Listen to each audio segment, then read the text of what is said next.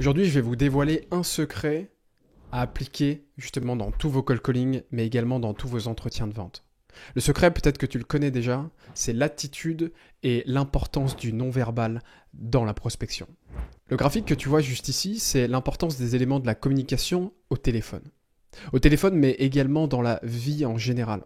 La posture, elle compte à 50%. Le non-verbal, comment tu te tiens, comment tu vas, ton attitude. La tonalité de la voix, elle compte à 38%.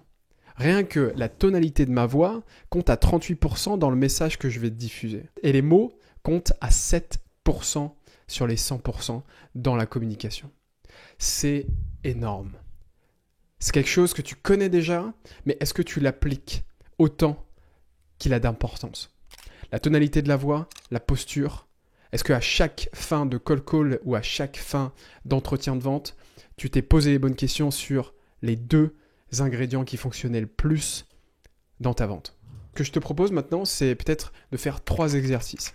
Ce que tu vas faire, c'est te pencher comme ça, tu vas t'asseoir, te pencher tes épaules en avant, froncer les sourcils, respirer rapidement. Et ce que tu vas faire, c'est que tu vas réciter ton pitch. Comment tu te sens? J'en suis sûr même, que tu te sens pas très bien, un peu penché, un peu en attitude un peu négative. Alors que au contraire, si tu te lèves et que tu mets tes épaules en arrière, d'accord, que tu prends 5 grandes respirations bien profondes, que tu souris et que tu récites ton pitch, alors tu as dit les mêmes mots, hein, mais l'attitude et la tonalité sont complètement différents. Donc tu sens la différence? Ça influence directement ton attitude, ça modifie le ton de ta voix, tu es beaucoup plus assuré, beaucoup plus confiant. Tu choisis, hein. Mais moi, quand je prospecte, je me mets tout le temps debout. Et j'ai une énergie qui est décuplée. Il y a 3 choses que tu pourrais faire pour l'inclure dans ta prospection et l'inclure dans tes entretiens de vente. 1, c'est le sourire. Tu sais que le sourire, ça s'entend même au téléphone.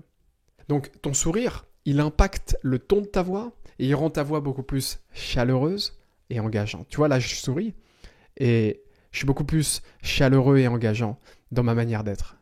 Le sourire, il permet de dire au prospect « Je suis content de vous parler. Je suis content de vous avoir en ligne.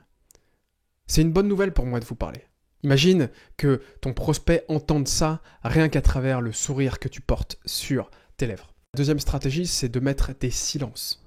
Grâce à lui, tu fais comprendre à ton prospect que 1, tu maîtrises ton discours, 2, tu lui laisses digérer l'information, et 3, tu es en totale confiance dans ce que tu dis. C'est 10 fois plus puissant que les écoutez. Non, tu mets un silence. Et tu laisses digérer l'information. La troisième chose, c'est de varier le débit. J'ai coaché un commercial où il parlait tellement vite que je comprenais rien à ce qu'il disait. Donc toi, ce que tu veux faire, c'est que tu ne veux pas parler trop vite, ni parler trop lentement. Tu veux avoir le bon ton, le bon débit de voix pour justement te faire comprendre, captiver et retenir l'attention de ton prospect. Tu peux créer un rythme dynamique à certains moments et beaucoup plus posé selon le contexte. Donne du poids à certains mots en laissant respirer tes idées. Tu ne veux pas paraître précipité ou désespéré. Une phrase qui m'a toujours marqué et toujours retourné le cerveau, c'est une phrase de Ralph Waldo Emerson qui disait « Ce que vous êtes parle si fort que je n'entends pas ce que vous dites ».